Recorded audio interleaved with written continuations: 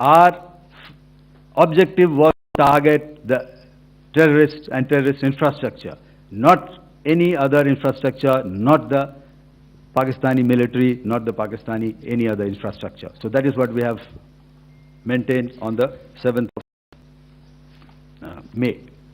However, what we saw in the evening of 7th of May, we were saturated with a raid of Pakistani unmanned aerial vehicles and small drones. And these came in waves in our civilian areas, over our military installations, and all of them were successfully intercepted. Few of them did manage to land. However, there was not much damage that they did. And we have our robust counter-US hard kill and soft kill systems which did the job. However, the difference here was that we had targeted the terrorists. The adversary now has targeted our civilians and the military infrastructure. So it had to be responded to. So in a quick and calibrated response, that very night, we struck their radar installations at Lahore and close to Gujranwala, the LYT installation, to indicate to him that we are ready, yet we do not want to escalate. Our fight was with the terrorists and not with the Pakistani military establishment. Thank you. Thank you, Air Marshal Bharti. So, ladies and gentlemen, he's outlined operations not only on the night of 6th and 7th of May, when Operation Sindoor commenced, but also on the subsequent night.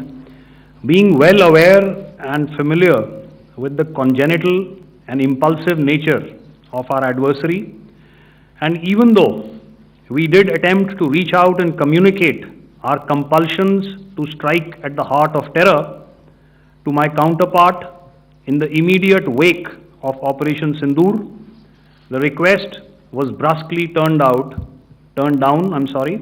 with an intimation that a severe response was inevitable and in the offing. We were, of course, prepared. Operations on the 7th and the 8th, Air Marshal Bharti spoken about. On the night of 8th and 9th of May, they flew drones and aircrafts into our airspace all across the borders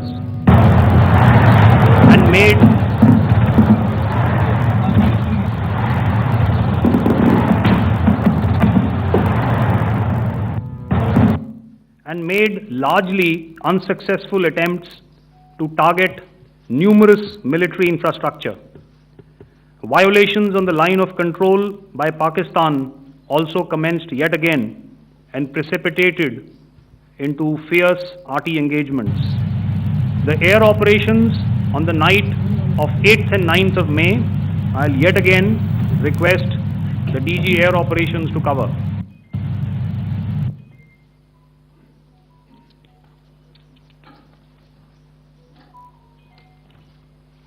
So I just covered what happened on the night of 7th and 8th. What we found that on the night of 8th and 9th, starting as early as 22:30 hours, our cities had a mass raid of drones, unmanned aerial vehicles, UCAVs, starting right from Srinagar, going down right up to Nalia. It was a mass raid in waves, and it was relentless. However, we were prepared, and our air defense preparedness ensured that there is no damage on ground or to any of the intended targets that the enemy might have planned for. The difference between 7th night and 8th night was that on 7th night, he sent in his Yeha class of UAVs, however, these UAVs can go some distance, they are armed. However, on the 8th, less numbers of armed UCAVs were there or UAVs were there, and more numbers of quadcopters, maybe for surveillance or just for harassment of civilians.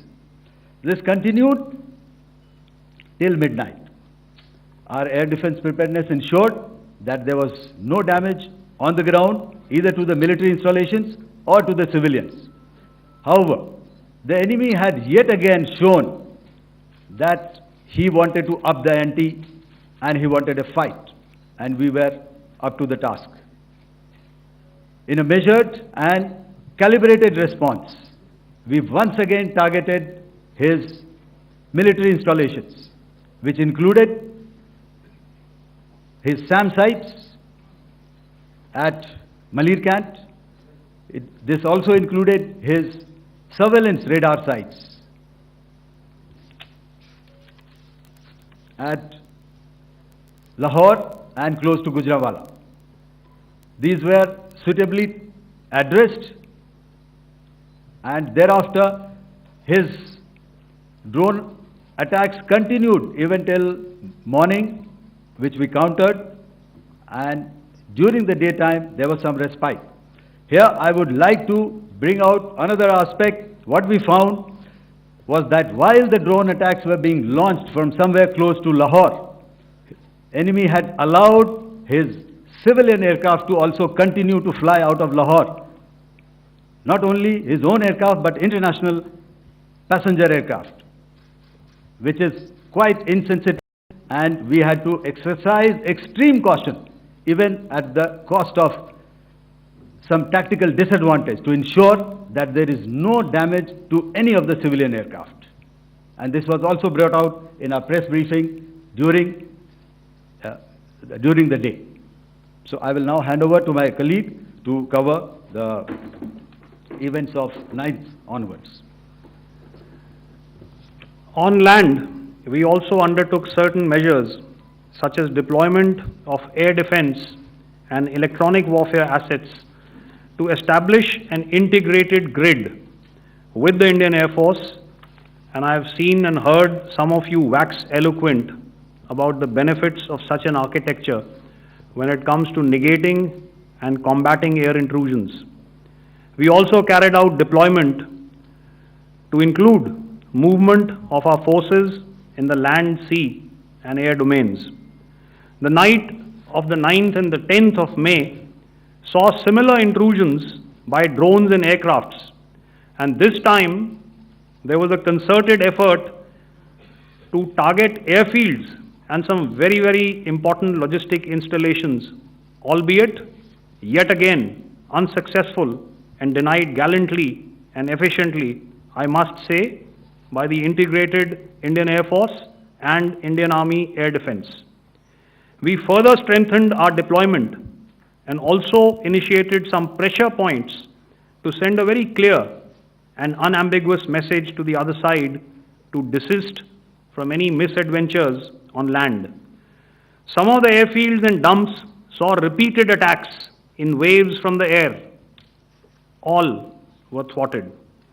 The Pakistan Army has reported to have lost approximately 35 to 40 personnel in artillery and small arms firing on the line of control between the 7th and the 10th of May. What the other side had probably also not reckoned with was the speedy and precise turnaround and hit back by the Indian Air Force. And I will yet again ask Air Marshal Bharti to speak about these significant and game-changing strikes. I will thereafter request Vice Admiral Pramod, my colleague and Director General of Naval Operations, to tell us about some very telling naval maneuvers in the Arabian Sea that exerted pressure on the night of 9th and 10th of May. Over to you, sir. Thank you. Commencing about 2000 hours, that is 8 p.m. local time, on 8th of May, several Pakistani unmanned aerial systems, drones, combat vehicles attacked multiple IF bases.